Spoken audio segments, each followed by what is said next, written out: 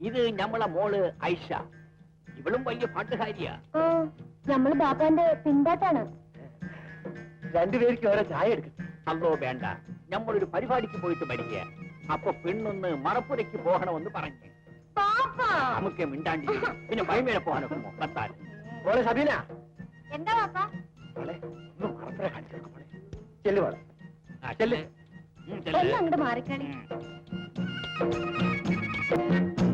മുൻവശം ചെറുതാണെങ്കിലും പുറകുവശം വലുതാണല്ലോ. അതെന്താ? അല്ല, വീടേ ഇച്ചിരി വലിയ വീടാണെന്ന് പറയായിരുന്നു. മറപ്പുരി അവിടെയാ. എവിടെ? ഞമ്മള് വന്നോളാം.